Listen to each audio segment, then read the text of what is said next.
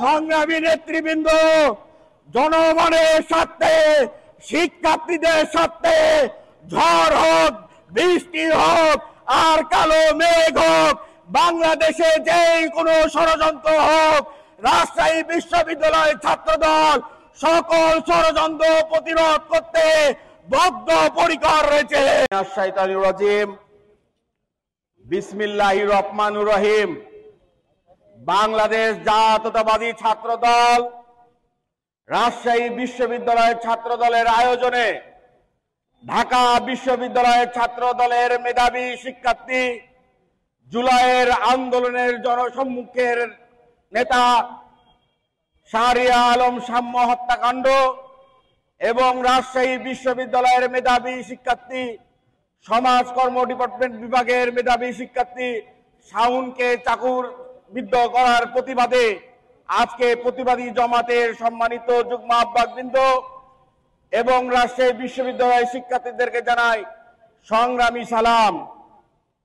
সংগ্রামী নেতৃবৃন্দ, বাংলাদেশের আকাশে ষড়যন্ত্রের মেঘ জমে উঠেছে। রাজশাহী বিশ্ববিদ্যালয়ের শিক্ষার্থী সহ সারা বাংলাদেশের শিক্ষার্থীকে এই ষড়যন্ত্রের মেঘকে প্রভাবিত করে বাংলাদেশে আলোকিত আকাশ সৃষ্টি করতে হবে। বাংলাদেশের ষড়যন্ত্রের এই কালো মেঘ দূর করতে হলে বাংলাদেশে নির্বাচিত সরকারের বিকল্প কোনো কিছু নেই। আজকে বাংলাদেশে নির্বাচনকে বিলম্বিত করার জন্য পতিত পলাতক বাংলাদেশ থেকে খুনি স্বৈরাচার হাসিনার টাকা খেয়ে এই ইউনূস সরকারের উপদেষ্টা মণ্ডলী এবং তথাকথিত কিছু দোসরেরা বাংলাদেশে ষড়যন্ত্রে লিপ্ত হয়েছে। বাংলাদেশকে কিভাবে অস্থিতিশীল পরিবেশ তৈরি করা যায় সেই ধারাবাহিকতায় ঢাকা বিশ্ববিদ্যালয়ের ছাত্র দলের নেতাকে নির্মমভাবে নিহত করা হলো। তার আন্দোলনে আমরা যখন চলমান ছিলাম, গতকালকে রাজশাহী বিশ্ববিদ্যালয়ে 8 জনকে ছুরিকাহত করা হলো, অথচ রাজশাহী বিশ্ববিদ্যালয় প্রশাসন নীরব।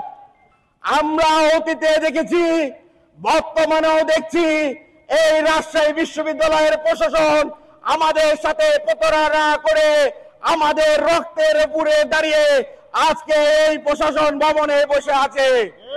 আজকে রাজশাহী বিশ্ববিদ্যালয়ের শিক্ষার্থীরা প্রশ্ন তুলেছে যে এই ভিসি শুধুমাত্র শিক্ষক নিয়োগ আর কিছু গুপ্ত সংগঠনের নেতৃবৃন্দকে সুবিধা দেওয়ার জন্য তিনি ভিসি নিয়োগপ্রাপ্ত হয়েছেন।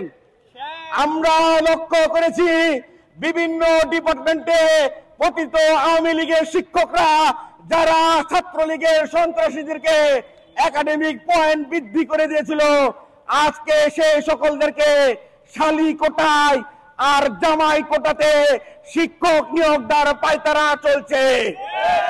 বিশ্ববিদ্যালয় প্রশাসনকে বলতে চাই, এসির বাতাস বন্ধ করুন। আজকে হলে হলে শিক্ষার্থীরা আতঙ্কগ্রস্ত হয়ে আছে। কখন জানি গুপ্ত বাহিনীরা তাদের রক কেটে ফেলে দেয়, কখন জানি গুপ্ত বাহিনীরা তাদেরকে পিটিয়ে আহত করে দেয়। বিশ্ববিদ্যালয়ের প্রশাসন নীরব।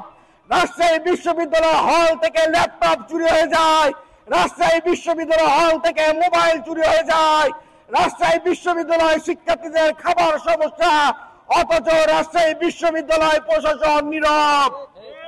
আমাদের বক্তব্য সুস্পষ্ট, অনতিবিলম্বে সাম্য এবং রাজশাহী বিশ্ববিদ্যালয়ের শিক্ষার্থী শাওনকে যারা নির্মমভাবে ছুরিকাঘাত করেছে, আগামী 24 ঘন্টার মধ্যে যদি তাদেরকে গ্রেপ্তার না করা হয়, রাজশাহী বিশ্ববিদ্যালয়ে অবরোধ ঘোষণা করা হবে।